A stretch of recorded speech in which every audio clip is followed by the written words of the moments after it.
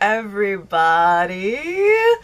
It's Allie, and welcome to our Y&R chat for Sunday, August 2nd, 2026. I have to start out with the big behind-the-scenes news of the week, which is Y&R has finally named 2 new head writers. Not just one.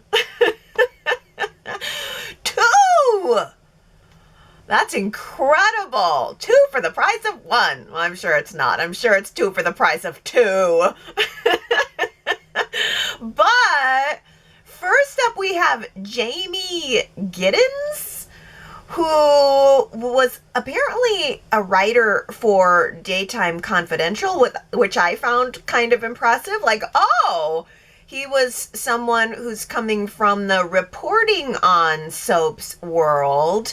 And then I guess he went on to be a writer with Beyond the Gates. So he's also, written screen stuff too. So I'm excited to see what he's going to bring. Then we also have Dan O'Connor, who is an Emmy winner and also started out writing for One Life to Live. So that seems promising. It almost kind of seems like Y&R is giving us someone who is very seasoned in the world of writing soaps, and then someone who maybe came from the other side of reporting on soaps. Like, that sounds like a very effective team to have put together, because I would imagine Jamey Giddens kind of knows the fan side of it, which makes me feel good. Like, all right, well, maybe we're getting somebody who kind of knows how a fan thinks.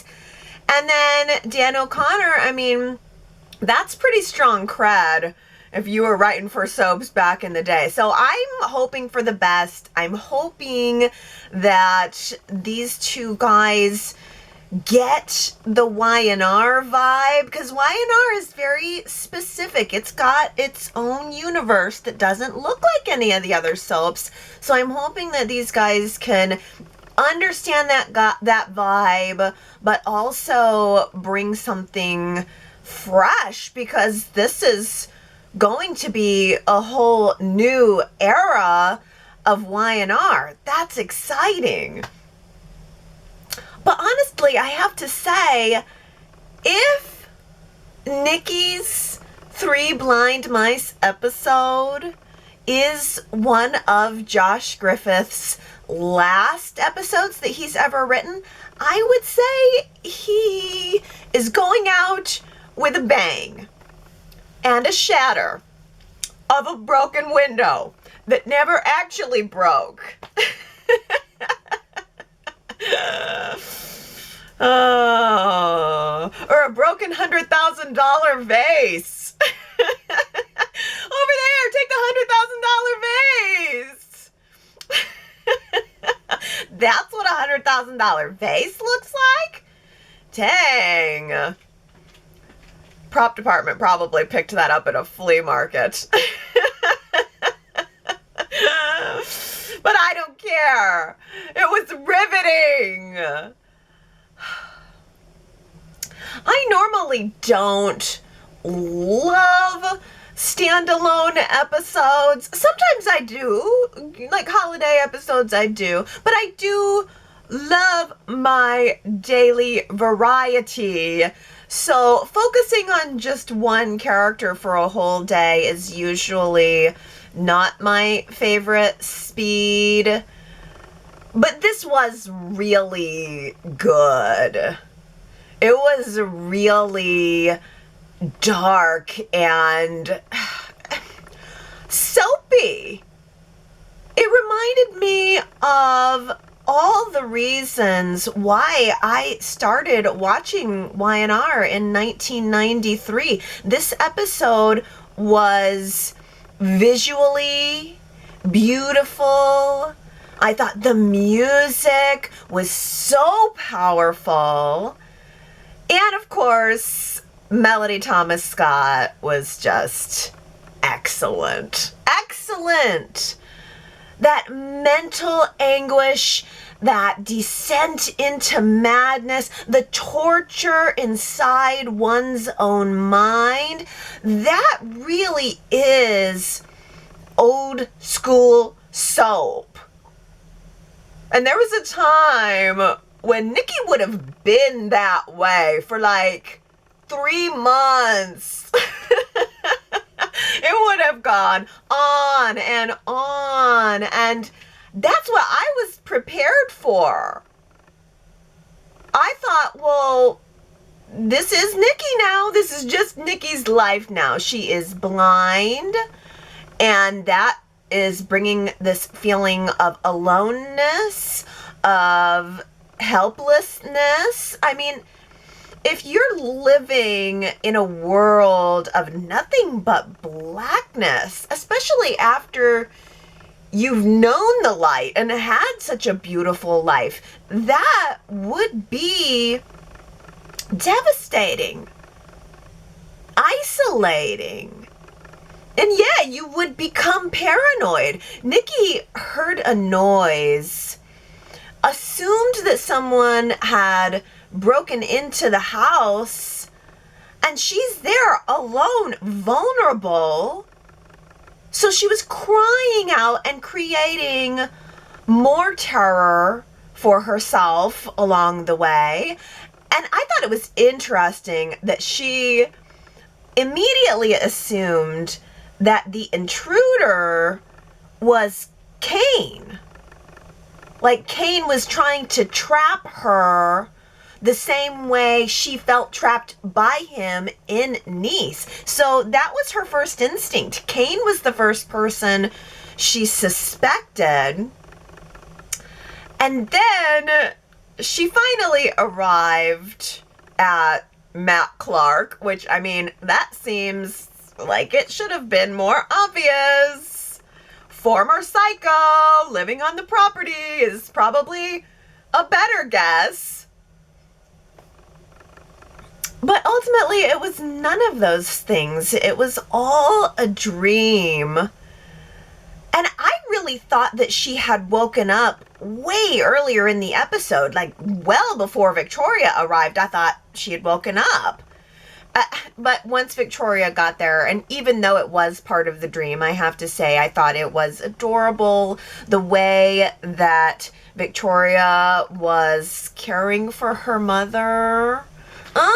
Icing her knee. I mean, that's something that, oh my goodness, like a mother would do for her daughter.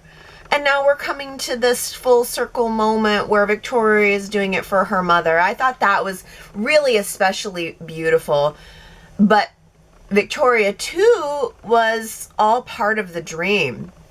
It wasn't until Victor showed up, of course, that she finally came out of it.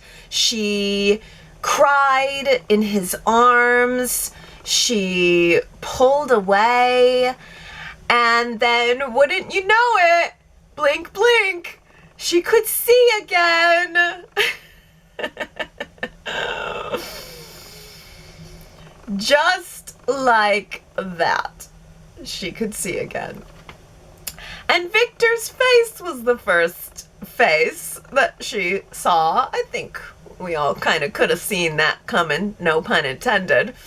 But they embraced, and Victor held her, and then she saw Victoria, saw her beautiful daughter's face, then she saw Nick at rehab. But it was really incredible. I loved the episode. I really, really loved it. I think it was a good example of dark daytime done right. You know, it was psychological torture, and I liked that. I thought it was really good. So I would definitely applaud Josh Griffith for doing this episode on his way out. I mean, I have not loved every story that he's told by any means, but I have to give the man his due. This was a great episode, and it was a great feature for Nikki's character, and Melody Thomas Scott brought it. From the crossed eyes to the stumbling to the screaming. I mean, you guys, this week I was really reminded of why I love soaps. Does anybody else think that Noah might try to kill Matt? I don't know.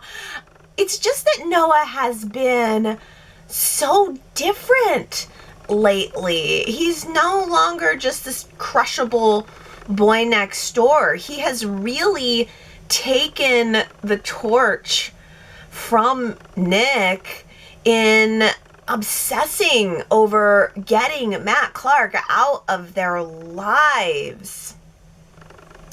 He even passed up one of Sharon's mulberry muffins. That ain't right.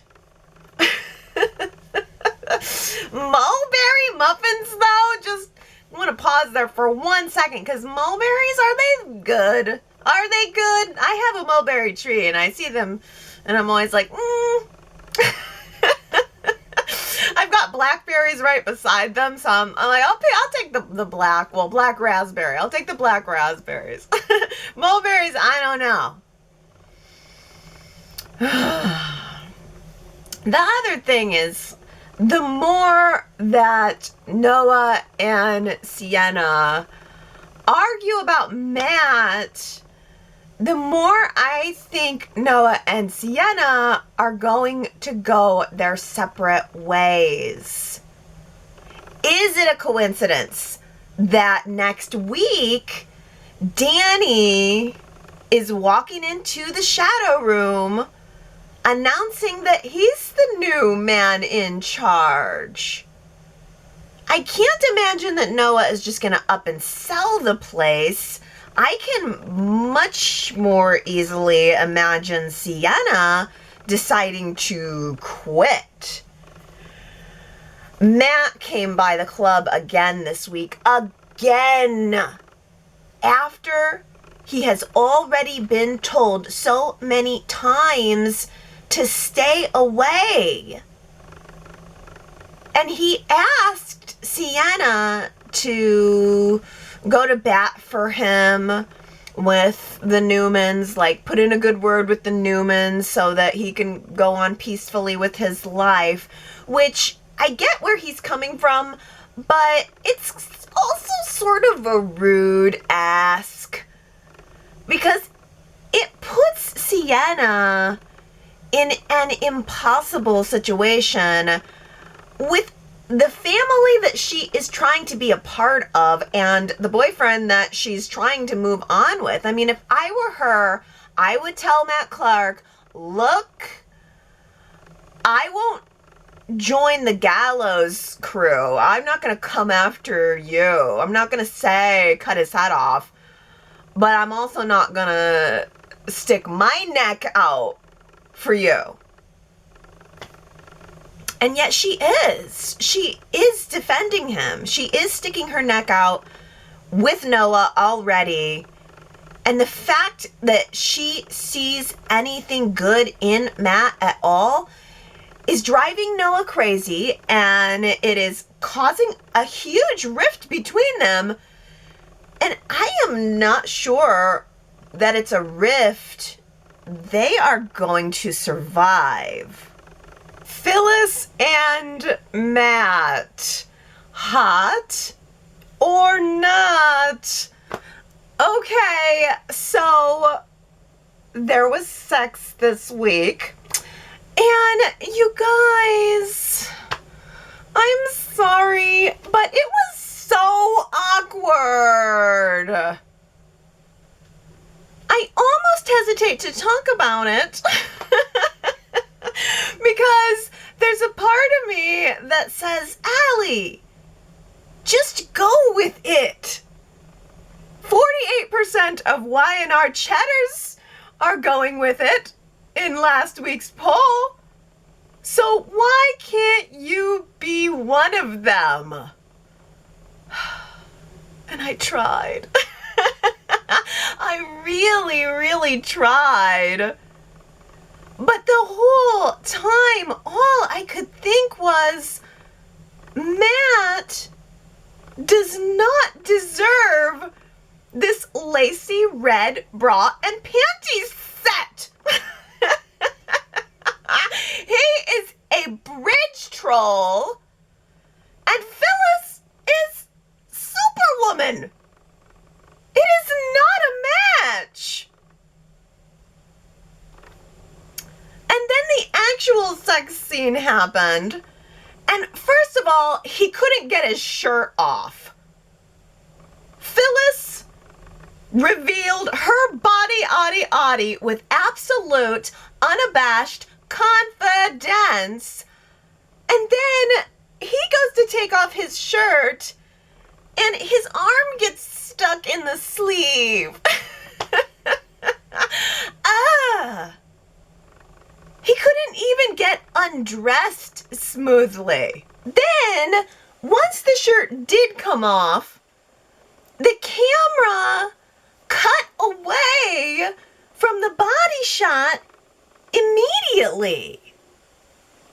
They intentionally cut away the moment where you would see his chest. The reveal got a cutaway, and then he immediately turned his back to the camera. It was all back. I guess I was expecting to see something if we're going to go there, but it was like he didn't want to show it. It was like literally he turned his back to the camera for a lovemaking scene, which makes me wonder if maybe the actor is not totally physically secure. And on the one hand, that makes me like him a little more because it's relatable. If I had to be undressed and televised and scrutinized, it would not be pretty. It would not be pretty at all. But that's not my job. I mean, moving him to a lead romantic role was probably an unexpected change in the job description for Roger Howarth, and a six-pack doesn't just appear overnight, so I give him grace for that, but it was awkward. And then he was stumbling toward her, stumbling with her. The whole thing just felt unnatural. Phyllis is this smoking hot, age-defying she-devil. And it's like she just picked this guy up at the bus station. I am sorry. I'm sorry, Matt. I'm sorry, Roger, but this is just not working for me. And then Phyllis having the audacity to wake up, find him gone, and then assume that he had left her? It's absurd. I mean, their chemistry of the friendship chemistry is off the charts, because when he came back and said to her that he didn't want to wake her up because she just looked like a hot angel lying there and he didn't want to disturb her. When I hear that, I'm sold. Right there. Back on board. So I guess maybe I just need to see some confidence from both of them next time. The confidence levels need to match. And this relationship with Phyllis and Matt also really needs to evolve past sticking it to the Newmans. I am flabbergasted as to why Phyllis felt the need to walk up to Victor's table on Friday and basically declare war against him. That makes no sense. Where did that even come from? You stole his company, and then he just gave you a company in return. So why don't you just be happy and go run it? Now, let's contrast Phyllis and Matt's lovemaking scene with Lily and Cain, which is almost unfair. Because it isn't a fair comparison. Like, Crystal Khalil and Billy Flynn are two beautiful people who clearly work very hard at being beautiful. But the physicality aside, the chemistry was there. Phyllis and Matt have friendship chemistry when their clothes are on. But the clothes coming off did nothing to enhance it. Now, Lily and Cain, when their clothes came off, it was like, oh, it's on. That montage was hot. But that's the other thing. Lily and Cain got a montage. There was no montage for Phyllis and Matt. It was just like stumble onto the bed, cut away as quickly as possible. But Cain and Lily got multiple angles. Lily's curly hair was like all over the place. Cain's chest. Cain's chest was like pop, pop. It was a fine hello. And then afterwards, they laid in the blanket together, snuggling up in that big crochet blanket, laughing and being adorable. I mean, we have been waiting for that to happen for a year now. And it has been a year. Cain has been on the show ready to reunite with Lily for a year now. And it finally happened. Amen. Devon really knows how to kill the mood, doesn't he? Hey, Lily, are you in the middle of anything? Yes, as a matter of fact, I am. Can we meet in the morning? Are you sure? Can I come over and talk about my feelings with you? Sure.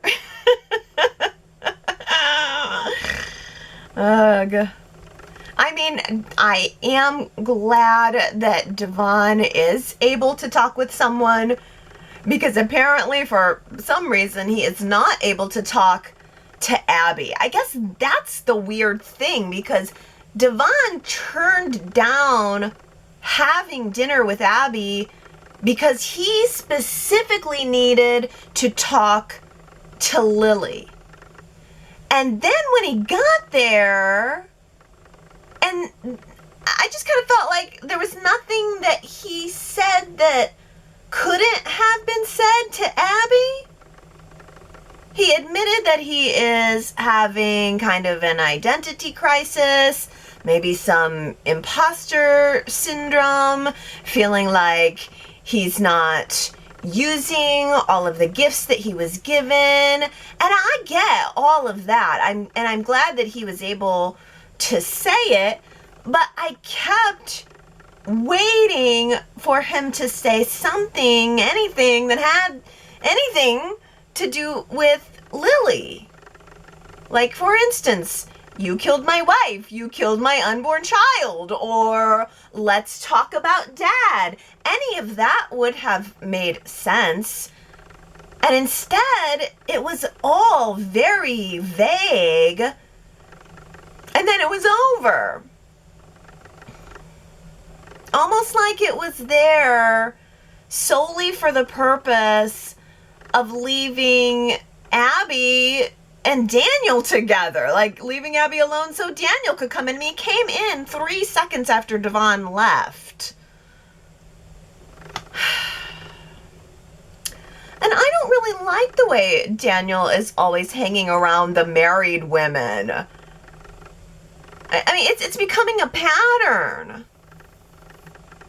He asked Abby to go out to the club, and that's fine. I know they're friends.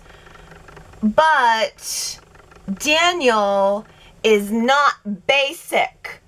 I don't care what Lucy says. Daniel is smoking hot, and there has got to be a million available people for him to date. Maybe now that Danny is going to be running the club, he can hook Daniel up with someone who isn't already committed. I am actually very surprised at how well Billy handled finding out from Victoria, of all people, that Sally sold Newman Media. Victor and Victoria grilled Adam and Chelsea over the terms of the deal. And I guess the premise is, well, why would Sally hand the company over to you, Adam and Chelsea, and not Victor? Why would they do it for you and not Victor? It was the deal that Adam and Chelsea proposed, or the way Adam and Chelsea presented it, was immediately met with suspicion. So Victoria immediately goes over to Billy's house, Billy and Sally's house, and asks Billy about it, assuming that he knows, and he doesn't. And now, Billy could have hit the roof right then and there, but instead, he actually pretended that he knew. He kept a united front with Sally, and I think that was very mature. And even after Victoria left and Sally started to explain, he wasn't mad at her. He was mad at Adam. Of course. The convenient place to put his anger, Adam. But ultimately, Billy told her, look, this isn't my business. You can run the company how you see fit. I'm gonna let you do it because I've got a mystery to solve. So, this week, Billy did a little research on Chancellor Industries. He thinks that something is being hidden from him, and he is determined to find it. And the more I think about it, the more I think he could be right. When Catherine died, she didn't just leave a clean will. She left drama behind. She bequeathed drama. She sent Jill on a goose chase. She left Jill, first of all, nothing but the mansion and a music box, and then sent her on this treasure hunt to find the rest. That is the kind of woman Catherine was. And that was the kind of relationship that Jill and Catherine had. So it is entirely possible that Catherine hid some secret. And Jill is still trying to keep it. That's what I think anyway. And so this week I decided to put together that retro recap. Honestly, it's the retro recap that I've been dreading. Truly, truly dreading. Not because of the topic, but because I didn't want to relive it, because I didn't want to think too much about it. The death of Catherine Chancellor.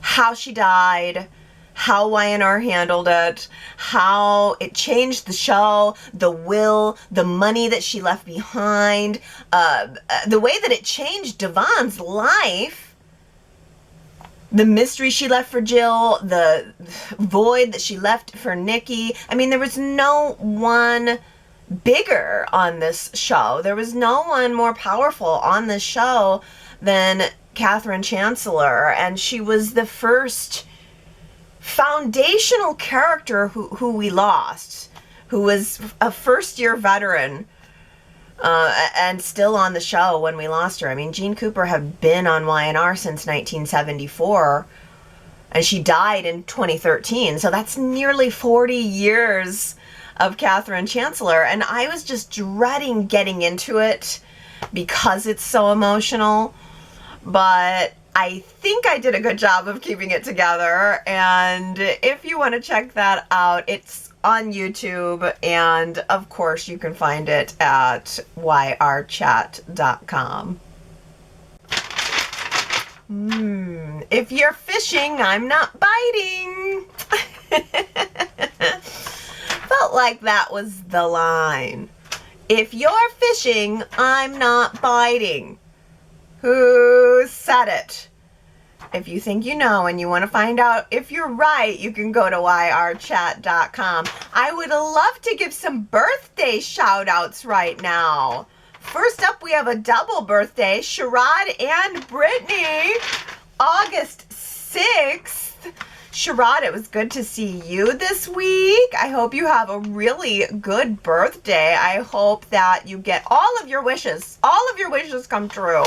Brittany, I haven't heard from you in a little while. You should stop by and say hey. And also, Lara's birthday is August 7th. Lara, your zingers are much missed. Where are you at, girl? Hopefully out there also having a good birthday this week. Okay, let's read some comments. Naomi says, the Chancellor complexity could be that the Reynolds family is the actual rightful heir. Is Brock Reynolds or his heirs going to be discovered as the true owners of that blasted Chancellor Industries? I would be happy to see Brock Reynolds show up and decide to reclaim the Reynolds Corporation. Yes, I mean, to me, that seems like the most suspicious thing of it all. Billy did his research about the timeline of Chancellor Industries, and what he said was that Catherine Reynolds inherited this company from Gary Reynolds, her first husband, who we never saw on screen. By the time Catherine Chancellor came onto the show in 1974, she must have already been divorced. She already had Gary.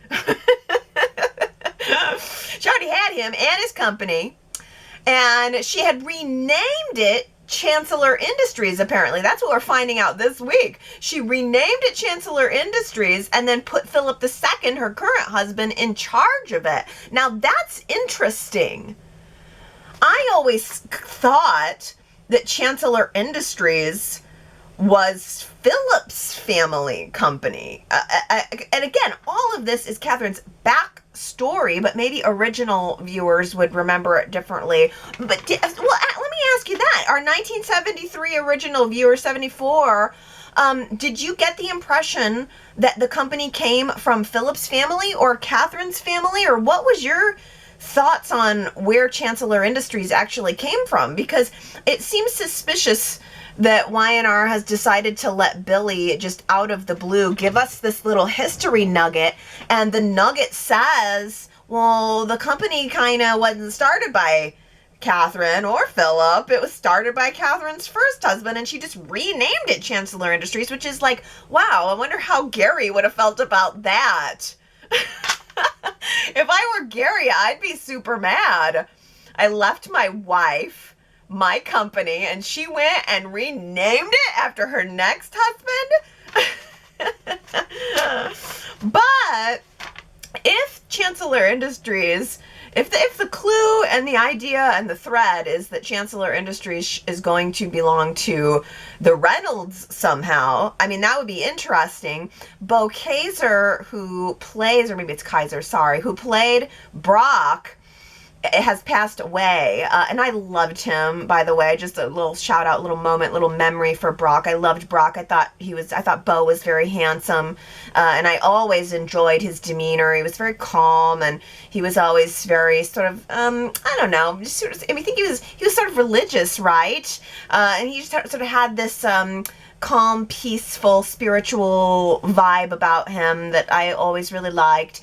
And so since the actor who plays him is gone, they certainly could recast, but he also has a daughter, Mackenzie Browning, and she could be the heir. I can't help but notice that Y&R is bringing on some new actress. It could possibly be a recast of Mackenzie. Maybe, maybe not, but it just does seem like that little detail about it belonging to Gary Reynolds feels like, is that the clue we're looking for? I guess here would be a good place also to ask you, do you guys think there even is a secret inside of Chancellor Industries, or is all of this just a red herring? YRChat.com, I think that's a good poll question for the week. Is there a secret, or is Billy paranoid? Speaking of Gary's, Gary says, shout out to the old, poor family Foster living room set with its aged patterned wallpaper, dusty non-designer pillow to cover the flaws in the sofa, and the built-in wood cabinets with glass doors where the treasured holiday crush set was kept year-round. Yes, that feels appropriate for this week. That little memory. It's amazing how far Y&R has evolved, and yet, wow, I mean, the Brooks and the Fosters really don't get mentioned all that much in modern Y&R. Jill is the only leftover from that, and you know, no one from the Brooks family, no descendants from the Brooks family, which is kind of a shame. Anyway, all right, this is the Phyllis and Matt section of Y&R chat.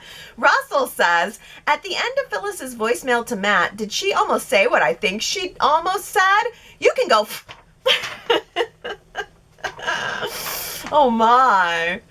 Yes, that was funny. It was a funny, that's just my kind of humor, where it takes you right to the edge and your mind has to fill in the rest. So that was perfect. That was a really funny moment. One of those things that makes me like Phyllis and Matt as friends.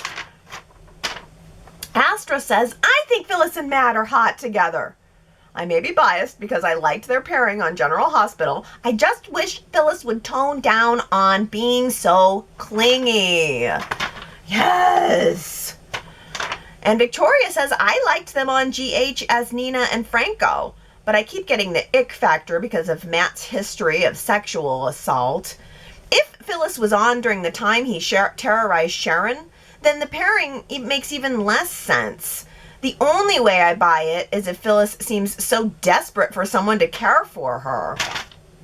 I wonder how much of it is that people remember them from General Hospital and that kind of carries over. It makes sense that that's why Y&R thought it would be a good pairing. It's just, it doesn't feel combustible to me. It feels shaky. It feels uncertain of itself. And it just isn't giving me the wow. Not giving me the wow. Brent says, I like Phyllis and Matt together. Maybe Phyllis is just in love, and that explains her neediness. A part of me feared that Matt and Sienna were going to run off together, so I'm relieved about that. Yeah, I mean, I was kind of wondering if Matt and Sienna might end up together again, too. But, ooh, how about this from Tony? Tony says, I think Matt knows what he is doing, and his revenge on Nick is having terrorized Sharon, and since he is not that person anymore, he won't terrorize. He will seduce Phyllis, another of Nick's loves. Matt will smirk at Nick. Gotcha. I mean, that would be quite a twist, wouldn't it? If all of a sudden Matt just flipped and we realized that he was still a baddie all along and he was using Phyllis. I mean, Y&R certainly could write it that way. I'm taking it for the reals. I think they're trying to give Phyllis a romantic interest, but I mean, I think that would be a good twist. If they wanted to get out of this pairing, that would be a good way to do it. Just make Matt a baddie again. Russell says, is Noah going to be mature enough to understand and empathize with Sienna's complex feelings about Matt's personality changes? Or is the age difference about to become very obvious? You know, that's a good point, Russell, because listening to Sienna explain herself, I thought, well, you know, that is very reasonable. She was married to the man. There were good memories. And now she's having to work through the dichotomy. You know, no one is all one thing. Nobody's all good or all bad. She sees the nuance there that Noah can't see. And it seems like it could spell the end of their relationship. Russell also says, next week, Mariah is back. And her waist is snatched. She looked great. Yeah, I thought that too. The second I saw her, I was like, whoa, she looks real good. Real good. Fairview is good for all around health care. Mental health and physical health. Astra says, I prefer Tessa and Daniel getting together. I'm hoping Daniel and Abby thing was just a one-off. I really don't see how they would put Devon and Mariah together after what she did, but I guess if they can reform Matt, anything could happen. Yeah, Sherrod says, I've said it before and I'll say it again. Y&R seems to be putting Devon and Mariah back together and Abby with Daniel. It would really be surprising if Devon and Mariah somehow bonded after she kidnapped his son. That would absolutely shock me. I keep expecting Tessa to walk around the corner. I don't think Mariah and Tessa are done. I think there's more to their story. I don't know. I feel like I'm not feeling the Abby and Daniel. I feel like if I actually like Devon and Abby, and I think I'm gonna be sad if Y&R breaks them up. I don't really understand why they would, any more than I really understood why Mariah and Tessa broke up. I mean, Mariah and Devon are maybe kind of similar in that way, and maybe that's what you're picking up on, Sherrod, that it's like Mariah kind of just had these feelings, shut down, didn't share them with her partner, and that's kind of what Devon is doing now, and maybe that will create a bridge between them, but I hope not. Naomi says, maybe Devon is unable to continue repressing his anger at Lily for Hillary and the baby he lost. Billy has never gotten over Delia. Adam still mourns Ava. So losing both a wife and an unborn baby would be enough to still cause unresolved grief. Oh, absolutely, Naomi, absolutely. Question is Y&R going to explore that? Because again, I really thought, oh, well, we're going to get some answers about Devon. He's going to talk to Lily. There must be something only Lily can answer. And that just didn't seem to be the case. Why? I don't know. Stephen asks, where has Kyle gone in getting Patty to spill the beans on Victor? He needs to stop playing in the sandbox and make the call. A former paramour, perhaps? Oh, yeah, maybe he went back to Beyond the Gates and started hooking up. Yeah, I mean, we really have not seen Jack and Diane. We didn't see Jack and Diane this past week. We didn't see Kyle. And yeah, he was supposed to be working on some kind of plan to connect Patty to Victor. You know, I think something happened with the timing on all of that. I think Y&R knew that maybe they needed to speed up the whole Patty thing. And I suspect it was meant to be chopped up and told over the course of a month, and they just really condensed it, put it into a couple of episodes, and maybe now they're just getting to film whatever new material is beyond it. We're going to have to keep in mind that we're getting new writers. And every time we've gotten new writers, there has certainly been a little bit of an adjustment period for the stories. Like, a month or two from now, we'll be saying, I can feel where it's shifting. We're just not there yet. Daisy says, Kane planned to steal companies. Phyllis and Billy committed assault and theft. Billy acquired stolen property. Sally and Audra harbored then stolen property, and Adam purchased stolen property. While doing that, they all in some way seemed to disparage Victor for wanting his property back. It belonged to him. Regardless if they dislike it, it was his property. It seems, though, that everyone will get away with their crimes, except perhaps Adam, as Victor may never trust him again. And of course, Billy gloats to Victor about Adam buying back Newman Media. Yeah, I mean, that's the thing then that really threw me off about Phyllis coming up to Victor on Friday. Like, what? What? You kind of stole it. And you got off scot-free, and you got a company out of it. What are you complaining about?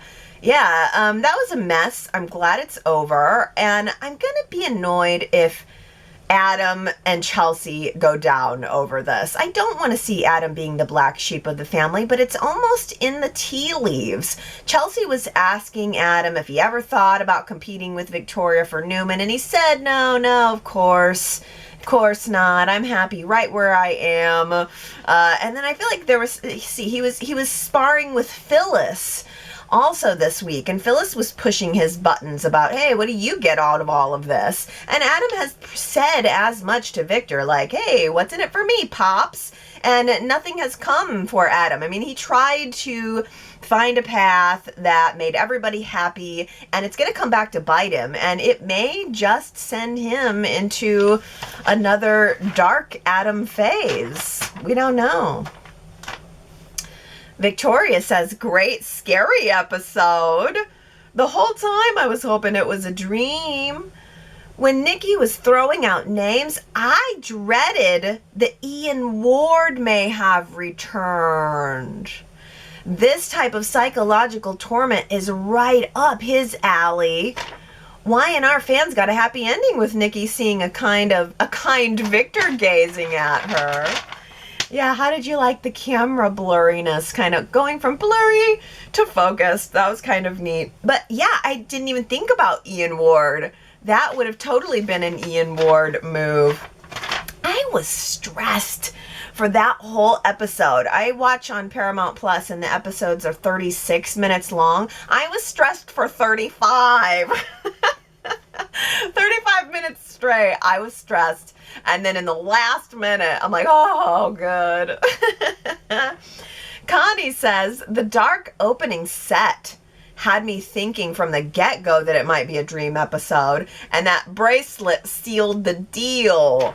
Who wears a diamond bracelet with a sweatsuit to take a nap?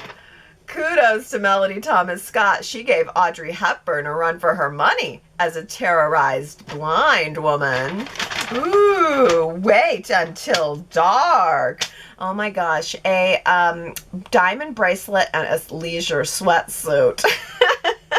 Who does that? Nikki Newman does that. But yeah, I also noted how incredibly dark that opening set was. I'm not sure if I got a screen cap of it or not.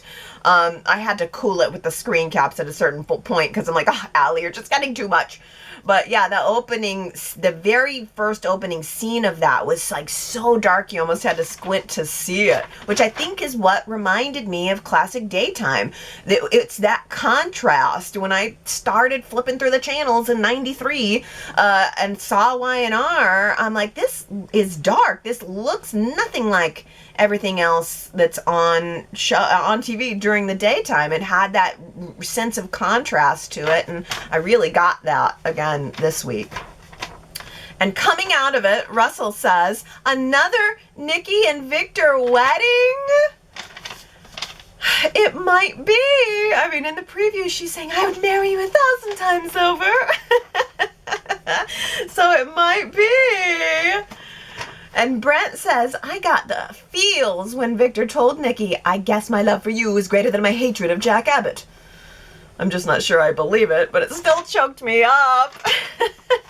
Yes, Brent. I mean, that was like the moment. All right. I love you more than I hate Jack.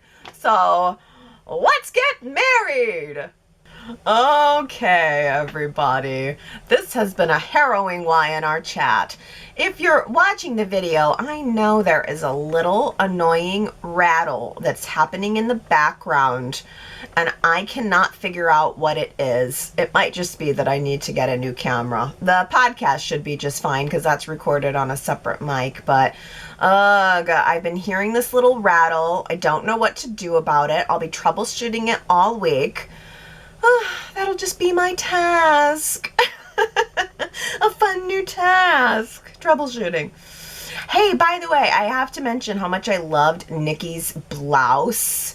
On Friday, the roses, it was like a black background and it had these long vertical bands of individual like painted portraits of roses, and it reminded me of these paintings that I used to have in my bathroom. I had like 3 really long vertical flower paintings and they were all separate, but they went together. I mean, it was probably like, I don't know, maybe 4 inches wide by like maybe 12 inches long. I don't know what the canvas size was, but they were all individual flowers, and it was a set of 3. And Nikki's shirt, her blouse was just so. It would just look, and then on the black, it looked like, remember those lacquer, like lacquer dressers, lacquer pictures, everything was lacquer in the 80s. It just looked like lacquer and roses on top, and it was just so gorgeous, the black and the pink, and she looked really good, and her hair was like done. It had like that, a little sweep on top, and then when she looked at Victor, she had this sweet, I mean, she looked, when she smiled, she looked 40 years younger, honestly. I looked at her and I thought, oh, she just looked like the first Nikki I ever met. Smiling so bright and sweet and staring at the colors in her fruit salad, which frankly was over the top. But that's okay. That's why we watch. Okay. Those are my thoughts for the week. What are yours? If you want to leave some, you can go to yrchat.com. There's a comment section there. Anything you're thinking, you can go ahead and put it. I mean, there's also a couple, like nearly 20 years worth of photos there. Who said it quotes, polls, all kinds of stuff there at yrchat.com. If you look in the flashback section, you can also find the links to my many retro recaps if you're feeling in the mood for going back in time. There must be approaching 30 there now, and they're all 20 minutes long, so that's a nice little chunk if you want to kind of get into a time machine and go back through the years of Y&R. And if you are in the mood to be transported to a whole new world in a sweeping, dramatic story, you should check out the Fauna and the Flora. The audiobook is so immersive, so beautiful, and read entirely by me. It is definitely an escape. It's a 10-hour vacation escape. The Fauna and the Flora, book 1, which is also available in paperback if you love the feel of having a good book, maybe a good book and a cup of tea. Or there's an ebook too if you're a scroller, if you like to do your scrolling. There's 3 different ways you can get that, and book 2 is coming. Very excited about that. I have so much to do. I'm just gonna keep trucking along. I hope you guys enjoy all of the goodies that are available to you, and I hope that you come back next Sunday and spend another Y&R chat with me. I love you guys, and I hope that you have a good week. I'll see you next time. Bye.